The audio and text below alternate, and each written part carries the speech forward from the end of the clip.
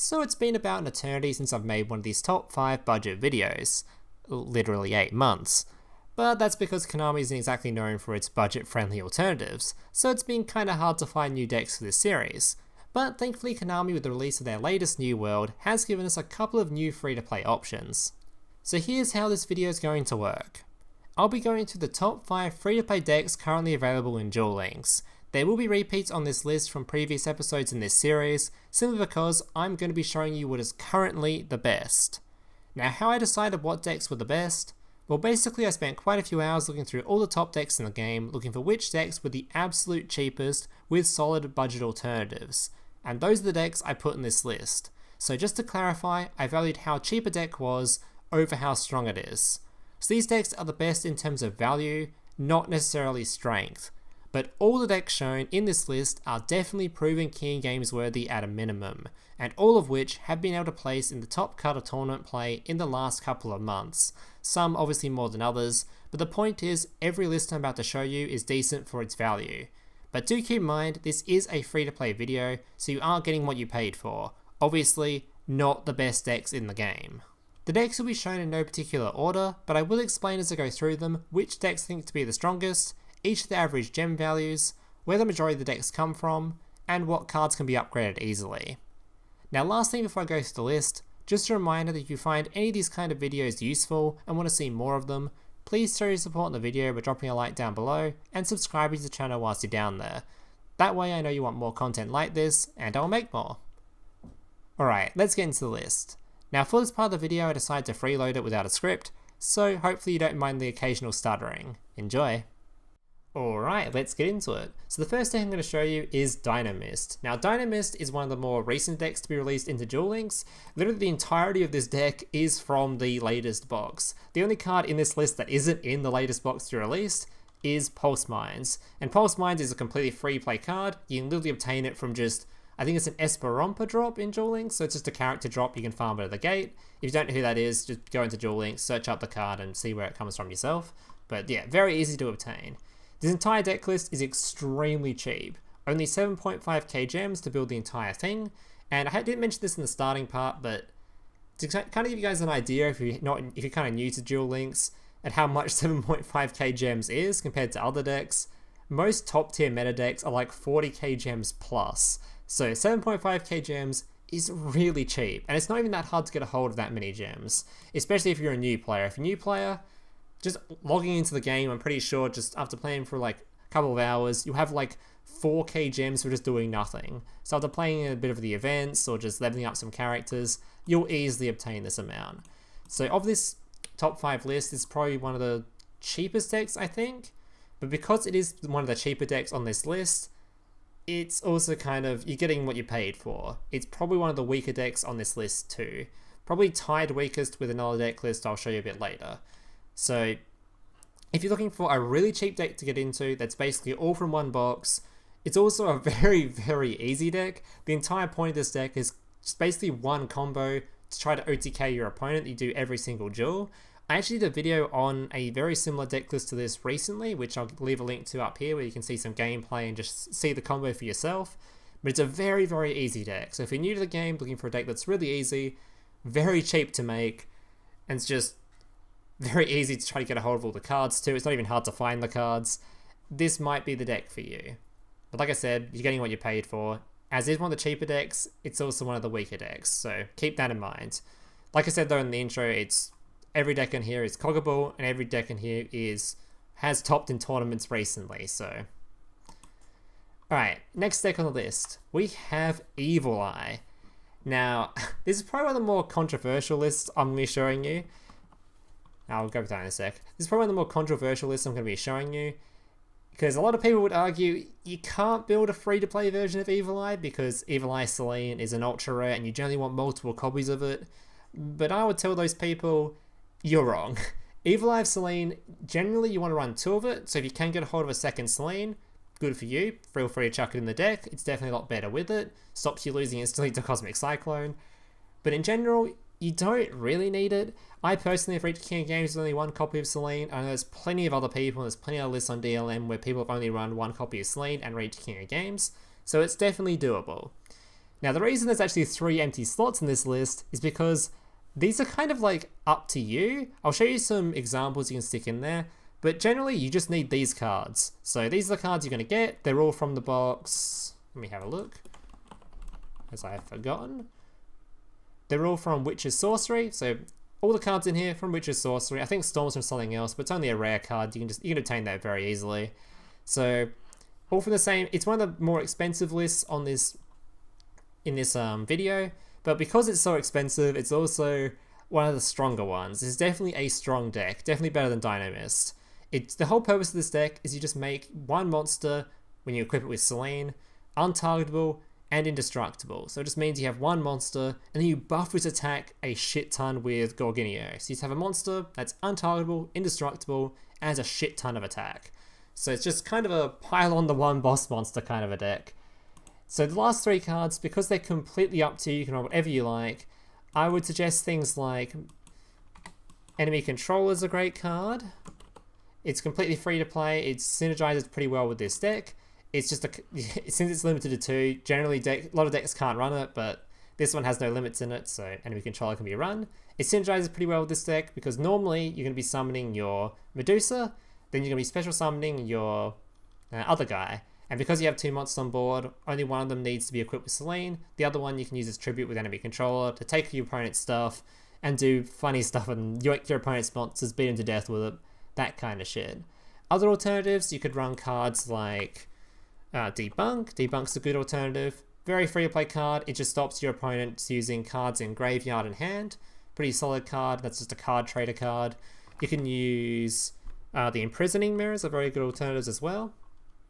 So these cards are like, especially in today's meta, Light Imprisoning Mirror is very good because I think the best deck in the game is, second best deck in the game is Melodious. And if you've got this out on board, it negates all light monsters effects and your deck runs no light monsters at all. So it doesn't affect you in any way. And if your opponent's playing something like Melodious, they just lose the game instantly. It's a very powerful card. So there's some good examples of cards you could run. If you want to run some back row removal, you can run things like Dice Spoon's alright. This can help deal with some of those annoying back row cards. If you're coming across a lot of back row decks, there's a good alternative. You can run things like, what's the other one? I've forgotten the name of it. Spiritualism. This is another card trader card. Spiritualism? Yeah, Spiritualism. It's also another back row removal card. You can run this if you like. It just targets one card, returns it to hand in the back row. So good little back row removal there. So there's some alternatives you can run. But like I said, the main deck list is just this. Fill in the back row whatever you like. This is the main core. Alright, next deck. We have Triamid. Now personally, I would say this is the strongest deck on this top 5 list, and it's the one I would recommend the most. It's pretty damn easy to build. The entirety of the deck comes from, I think, Guardians of Rock. Am I typing that in? That's not one. Triamid. Yeah, it all comes from Guardians of Rock other than one card, and that is Sphinx. Sphinx is from Arena of Sanctuary, and that's the only card in this list that's from somewhere else, other than Triamid Pulse, which is a card trader card, and Powersink Stone, which is a ranked ticket reward, I think. Both free-to-play cards, cost no gems at all to get these cards. Very good back row for the deck. So the only card that's actually hard to get in here is Sphinx. So if you have like a SR Dream ticket, you can build the entirety of the deck for 7k gems only. So it becomes extremely cheap if you have a Dream ticket. You just get your one copy of Sphinx and you've got your entire deck built. Very, very, very cheap to make. And for the price of this deck, it's definitely the best on here, purely because in tournament play and in like, even just trying to get clear games, this is probably going to be your easiest run to do it. This has been verging of tier 3 for a long time. Occasionally you'll see this deck popping into the top 3 tiers of the game. It's a very strong deck. You always see it topping in tournaments. And it's just, like I said, very easy to make. Oh yeah, it's also pretty easy to upgrade too, considering the ways you upgrade this deck from being more free to play to the more expensive versions is you just kind of add the stuff that from the same box. Like you just add another cruiser, then you're just like very easy to upgrade. Yes, you just add more cruisers, a bit more expensive, but like I said, very easy to upgrade. If you want to upgrade the back row, you can just cut some of these free-to-play cards and run things like Treacherous Trap Hole or stronger trap cards that you might like to play. If you want to run Econ, you can play in mid-controller. There's plenty of ways to upgrade this deck. If you've got stronger back row, feel free to add it. I was just choosing the most free-to-play options that are also exceptionally good for this list, especially Powersink Stone. Because for those of you that don't know how Trimid play, the entire deck is kind of a control deck. So you're basically summon these monsters, relying on your Triamid Pulse, then pop your opponent's back row based on how many field spells you got in the graveyard. Because all your Triamid monsters will be swapping out your field spells continuously. And if ever one of your opponent's monsters destroys one of your monsters, you'll then get to summon your Sphinx from hand, which is your boss monster. And he's massive, so he's gonna be like 4k attack, and generally he'll be indestructible thanks to your Fortress field spell. I think I have a video on Trimids, that not too recently, but the deck doesn't change that much, so I'll leave a link to that one up there if you want to see some gameplay for it, or just see how the deck runs. It's probably one of the harder decks on the list to try to get your head around, but like I said, the payoff is exceptional. The deck is really, really strong. So do keep that in mind. I'm sure, yeah, like I said, I'd recommend this deck probably the most out of any deck on here personally. It's also one of the decks that I think you guys will have the most fun with, considering it takes a bit more brain power to play, so you actually have to think about what you're doing rather than decks like the Dynamist, which are kind of one-dimensionary, and this is pretty one-dimensional too. You're just summoning a monster and, yeah, hoping to win, so yeah. Also, keep in mind, just like, actually with the other decks too, I didn't mention it, I haven't been showing any extra deck for any of these, simply because you don't actually need any extra deck for any of these decks at all, probably why they're so cheap, but you can if you like. Like, you can stick some rank 5s in this one, you can stick some rank 4s, or some rank 3s or 4s in this one, and you can definitely stick some rank 3s in this one. It's just, you don't need them to run the deck, but you can if you like, just, I'm not going to mention them in this video. Alright, next deck on the list. We have Ritual Beast. Now, I'm going to be completely honest before I go through this deck. Fair warning, this list is going to be very hard to learn, and it's very slow. I personally despise playing Ritual Beast. I hate the deck, but I know a lot of people love it because it makes you feel really fucking big brain when you play this deck. It just does. Also, a very good thing to know about this deck is it's extremely easily upgradable. Because you make it stronger, you just add more copies of the Ultra Rare SIs that add more Windas or add more Cannahawks. So, very easy to upgrade. Also, the back row on this, I'm running a lot of free-to-play stuff. I'm running a Pointer of the Red Lotus combo with Destiny Draw, as I saw a lot of top players were actually doing this outside, not even just trying to build free-to-play decks. A lot of people just were playing Ritual Beast and they were deciding to run a Pointer with Destiny Draw for that combo. So I was like, oh, sure, might as well show that off in this video since it is a free-to-play combo anyway. So a lot of the back row in this deck, the pointers, you don't need them. You also don't need these two cards. I just showed off the two Imprisoning Mirrors because, yeah, they're completely free and this deck runs no light or dark monsters, so might as well run them if you feel like it. So they're an alternative. You don't need them. You can cut them if you like. Run whatever back row you like. If you've got stronger like back row, even back row removal like MSTs or Cosmic Cyclones, also very good alternatives for this deck. But yeah, like I said, you're not running any light or dark monsters, so if you want to run the Imprisoning Mirrors, it's not a bad option, especially considering things like Thunder Dragon exist, Belodius exist. There's plenty of decks in the meta that these will, yeah, deal with. Pointer. I cannot spell, can I? Is it 2Ps? It is. Yeah, so the entire point of this deck, for people that have never seen it before, is it's super combo, I guess. You're going to be fusion summoning fusion monsters without using polymerization. You're going to be summoning monsters on board. Then they're going to be swapping themselves out continuously to dodge stuff. Like your opponent tries to target one of your monsters, you can swap it out. And eventually you just summon this kind of guy who just, when he swings, your opponent can't affect him with any card effects. So, yeah, I can't really explain how this deck works too much, as I'm not really that advanced in it, because I don't really play it that often. But I thought I'd better mention this in this video because it is a very good free-to-play option. And along with Trimid, I would say it's probably actually tied for first place. I said Trimid was the best, but that's probably a bit biased. It's probably tied to first place when Trimid in strength. This deck has been around for God knows how long. It's been in and out of the top tiers of this game for forever now. It's not currently tiered, but it's been in the top tiers. It's very good. You'll see it topping tournaments occasionally. It's run multiple MCS titles. It's a very, very strong deck. So do keep this in mind, especially if you want to have a bit of a challenge when going into, if you're new to the game, you're looking for a bit of a challenge, looking for a cheap deck to build, do build this. Maybe look up some guides on YouTube. It's a very strong deck, and if you do enjoy a bit of a challenge, you'll have a lot of fun with it. And it's all from, I think it's from Spirit. Where is it? Ritual Beast. The entire deck is from Spirit of the Beast. So there you go. Alright, and the final deck on this list is Mayosenju. Now this deck is also pretty damn new. Not as new as Dynamist, but it's still pretty new. And it's also as cheap as Dynamist, 7.5k gems for the entire list. And that's only if you want to be a little expensive with it, because I'm including Yosenju Sword Sting in it.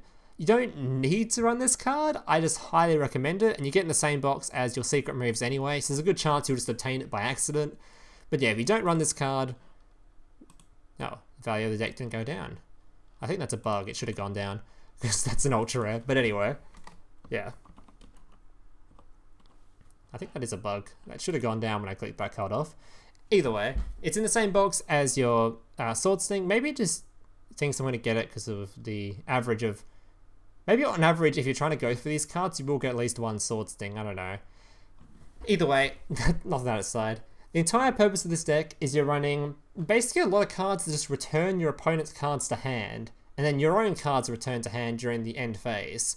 So you're basically going to be hiding behind these fat hand traps of your Oyams and your Kiteroids, so your opponents can't really kill you, and then during your turn, you're going to be summoning these massive ass Mayosenju boys who get pretty absurd attack stats. I have a video on this deck already that I can show you if you click the link up above or the link in the description.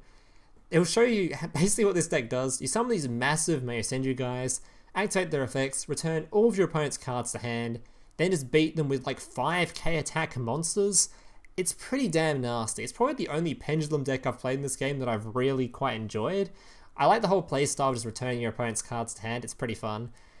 So yeah, it's also pretty easy to get your head around. It's not a very advanced or hard deck. You just summon scales, activate scales, spam your board with monsters. And if you can't do that, you just kind of hide behind hand traps until you can. And because of how the deck works, where you have no monsters on board, you can activate your Sword Stings to be able to return 2 cards to hand during their turn, or you can use your secret moves as kind of, I think they're Omni negates actually, and they can negate anything, right? But there's only monsters. Might be wrong on that actually. God, I cannot spell. Yeah, it's literally Omni negates, so when a spell, trap, or monster card is activated, you can negate it. Very strong cards. And normally you can't even use these in the normal Yosenju decks. It just happens to be in Mayosenju because you have scales on board, then you can use your secret moves. Very solid deck. Sadly, there's not really much of an extra deck you can run for it, but that just makes the deck cheaper. Now, I've kind of hyped up this deck a lot for being really kind of a funish deck, but I do have to point out that just like Dynamist, I would put this on equal par with how strong it is. Probably even a bit weaker than Dynamist. It's a pretty weak deck. It's weak into a lot of stuff. It's also just really, of all the decks on this list, it's definitely the most inconsistent as well. Being a pendulum deck, they kind of do that. It's a bit rough. You do get brick hands quite a lot. It's kind of the ultimate deck in terms of, you know, high risk, high reward. If you get the pop off, you easily do it. It'll happen quite a lot, but you will brick quite a lot as well. So high risk, high reward. If you play this deck, it's extremely cheap to make. Most of these cards are literally given to you from gate drops and I think a character, just level up reward or drops as well. There's only a few box cards actually in here. I think Daibak is in a separate box from Secret Move, I think. So maybe use some Dream Ticket. This might also be like a Trimid situation where you can just use your SR Dream Tickets, get your Daibak, and they'll make the deck even cheaper. Yeah, literally 5k gems if you only get one of these, and then use your Dream Tickets for the other one. Exceptionally cheap deck, because all of it's from character drops, so that makes it very fucking cheap. Yeah, and like I said, you don't even need Sword Sting. Sword Sting's just what I would recommend. So yeah, I think that's it actually. Yeah. Alright, so that will be it for today's list. I hope you guys enjoyed. If you did, like I said, please leave a like and subscribe down below. Quite a bit of research goes into these videos, so I hope you guys do enjoy them, at least make use of them. If you do, make sure to leave a like, subscribe, all that kind of stuff, and it'll encourage me to make more in the future. Yeah, so thank you guys for watching, and hope to see you in the next one. Laters. Hey, big brother, can I watch SpongeBob? Shut up, Mokuba. I'm busy flagging YouTube videos to compensate for the fact that I have an extremely small penis. Oh.